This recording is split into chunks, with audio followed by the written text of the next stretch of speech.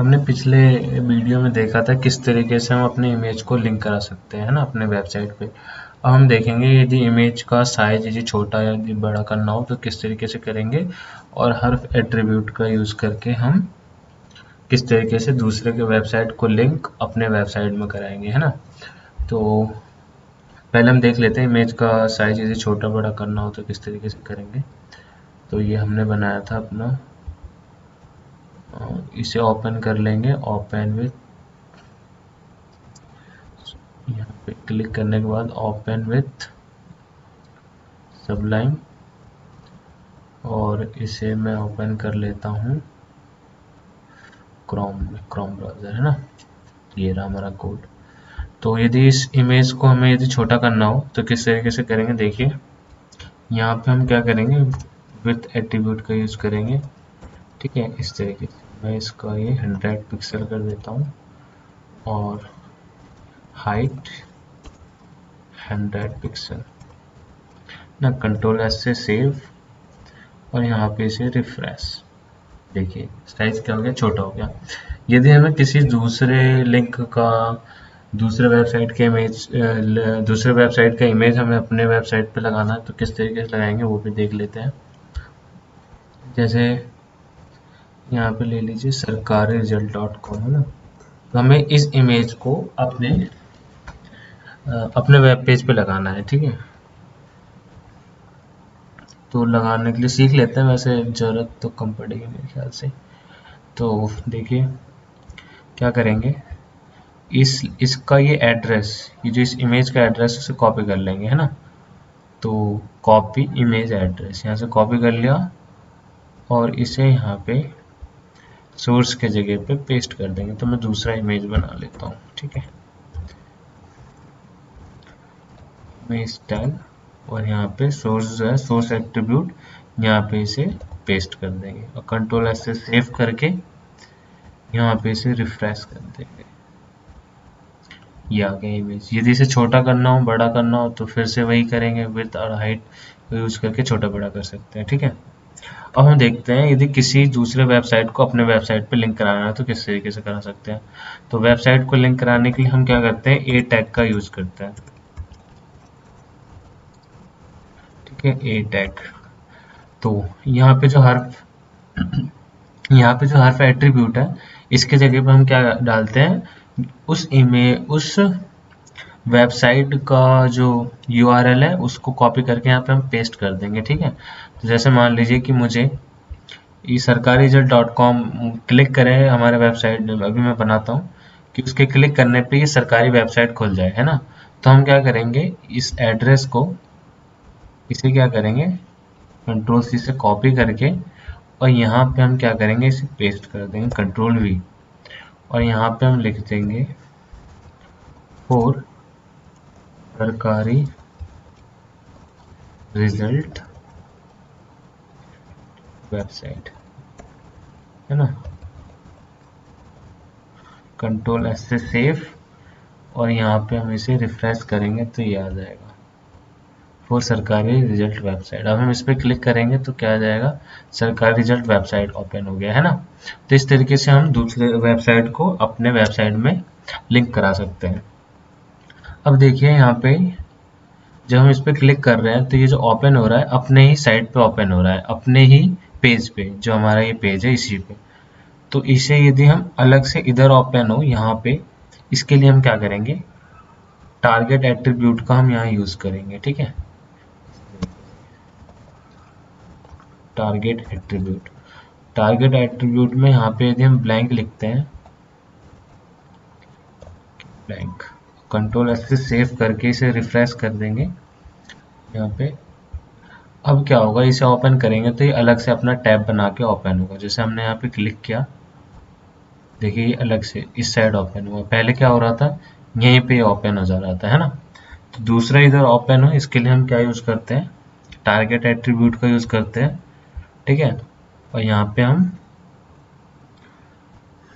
Blank, ठीक है, blank value यहाँ पुट करते हैं तो दूसरे टैब में ओपन होता है अपना। ठीक है, अब यदि हम चाहते हैं कि यहाँ पे ये लिखा हुआ ना आए, ये जो लिखा हुआ आ रहा है ये लिखा हुआ ना आए, इसके जगह पे ये इमेज आए, ताकि वो इस इमेज पे क्लिक करे और सरकारी रिजल्ट वेबसाइट पे पहुंच जाए। ठीक है, तो हम क्या करेंगे, सीधा ये जो यहाँ पे लिखा है फॉर सरकारी रिजल्ट, इसके जगह पे इमेज लगा देंगे, है ना। तो इसकी जगह पे इमेज लगाने के लिए इसे क्या करेंगे, यहाँ से हटा देते हैं, है ना। यहाँ पे पहले लिखा हुआ था तो वो लिखा हुआ आ रहा था, अब इसके जगह पे इस इमेज को रख देंगे, कंट्रोल सी कॉपी और यहाँ पे इसे कंट्रोल वी पेस्ट। ठीक है, कंट्रोल एस से सेव। अब यहाँ पे हम इसे रिफ्रेश करेंगे, ये इमेज आ गया, है ना। ये इमेज जो है इसमें लिंक नहीं है, इसलिए देखिए कर्सर कैसा है, और इसमें यहाँ पे लिंक है तो देखिए कर्सर चेंज हो गया। अब इस पर मैं क्लिक करूंगा तो ये वेबसाइट ओपन हो जाएगा, है ना। तो इस तरीके से हम इमेज लगा के भी दूसरे वेबसाइट को ओपन करते हैं।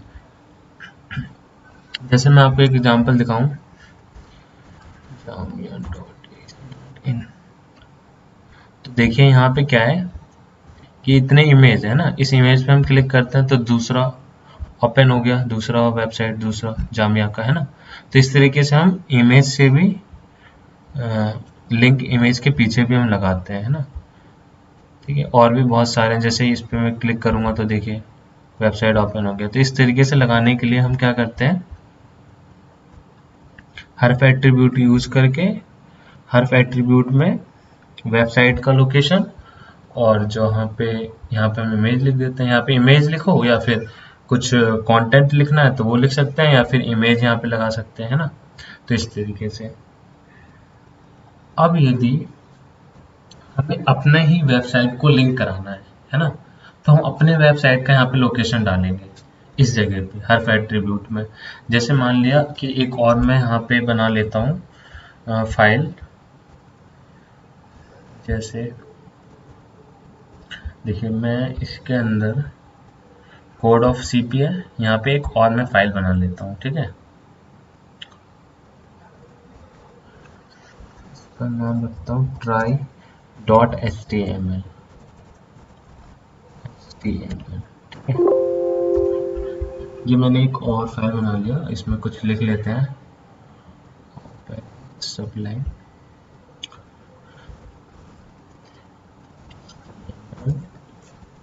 मैं यहाँ पे h1 टैग में लिख लेता हूँ हेलो। ठीक है, कंट्रोल एस से सेव, और फिर इसे मैं कंट्रोल एस से सेव कर लिया और इसे मैं ओपन इन क्रोम कर लेता हूँ। मेरा बाय डिफ़ॉल्ट फायरफॉक्स है, तो मैं यदि यहाँ से ओपन करूँगा डायरेक्ट तो ये फायरफॉक्स में ओपन हो जाएगा, है ना। तो इसलिए मैं वहाँ से जाके क्रोम में ओपन करता हूँ। ठीक है, तो यहाँ से आके मैं इसे क्रोम में ओपन कर लेता हूँ, इस तरीके से। ये रहा हेलो, है ना। तो यदि मैं चाहता हूँ कि ये जो हमारा वेबसाइट है, दूसरा ये जो हमारा वेब पेज है ना, इस पेज को मैं अपने इसमें लिंक कराऊँ, तो किस तरीके से कराएंगे देखिए, इसमें लिंक कराना है ना। तो यहाँ पे मैं क्या करूँगा, ये जो लोकेशन है मैं दूसरा बना लेता हूँ, एक और ए। तो इसके जगह पे जो हर्फ है, इसके जगह पे हमें उसका लोकेशन डालना है। तो अभी हमने पढ़ा है पीछे, अभी हमने पढ़ा था यहाँ पे, है ना, इसमें पढ़े थे क्या, यदि सेम फोल्डर में दोनों हैं तो सिर्फ हमें क्या लिखना पड़ता है, उस इमेज का नाम लिखना पड़ता है। तो इसी तरीके से हमें सिर्फ उस फाइल का नाम लिखना पड़ेगा हर एट्रीब्यूट में उसके लोकेशन के लिए। ठीक है, जैसे देखिए यहाँ पे ये हमारा फोल्डर है। ठीक है, इस फोल्डर के अंदर ये दोनों सेम है, एक ही फोल्डर में, तो सिर्फ मैं ये नाम लिखूंगा। ठीक है, ट्राई डॉट html। जब सेम ही फोल्डर में दोनों रहते हैं तो सिर्फ नाम लिखना होता है ना। अभी हमने पिछले लेक्चर में पढ़ा था। तो यहाँ पे सिर्फ मैं ट्राई डॉट html लिखूंगा, ट्राई डॉट html, और कंट्रोल एस से सेव, और इसे मैं लिख देता हूँ यहाँ पे for hello, for other website, for other web page. ठीक है, कंट्रोल एस से सेव, इसे रिफ्रेश कर लेता हूँ, यहाँ पे आ जाएगा ये फॉर अदर पेज। अब मैं इस पर क्लिक करूँगा तो try.html ओपन हो गया है ना। तो इस तरीके से यहाँ पे हमें लोकेशन डालना होगा। इस तरीके से हम यहाँ पे क्या करेंगे, हर एट्रीब्यूट यहाँ लोकेशन डालेंगे। यदि ये फाइल कहीं और है तो वो लोकेशन डालेंगे, है ना। अभी हमने सीख लिया है, अभी हमने यहाँ पे सीखा है किस तरीके से लोकेशन डालना है। यदि सेम फोल्डर में है तो सिर्फ उस फाइल का नाम होगा। यहाँ पे इमेज है तो इमेज का नाम, वहाँ पे फाइल कोड का नाम है तो यहाँ पे फाइल का नाम, है ना, जिसमें कोड लिखा हुआ है। यदि हमारा किसी अलग फोल्डर में फाइल रखा हुआ है जिसे हमें लिंक कराना है HTML का फाइल, तो इस तरीके से हमें लिखना होगा। जैसे मैं आपको दिखा दूँ, चलिए कर लोगे, रहने देता हूँ, वीडियो लंबा हो जाएगा, है ना। तो इस तरीके से कर लेना, प्रैक्टिस कर लेना। यदि हमारा जो फाइल है वो किसी अलग फोल्डर में है तो इस तरीके से, जिस तरीके से हमने इमेज का किया है डिक्टो, ऐसे ही यहाँ पे हर एट्रीब्यूट में लोकेशन डलता है, ठीक है। यदि हम किसी वेबसाइट का लोकेशन डाल रहे हैं तो वहाँ से तो एड्रेस कॉपी करके पेस्ट करती है। यदि हम अपना ही डाल रहे हैं तो इस तरीके से हम करते हैं, ठीक है। अपने हमारे लैपटॉप में जो लोकेशन है उस तरीके से, ठीक है। मेन ये है इम्पोर्टेंट, इसे अच्छे से कर लीजिए, आपको ये आ जाएगा, ठीक है। Okay, thanks for watching. यदि कोई डाउट हो तो पूछ लीजिएगा, ठीक है।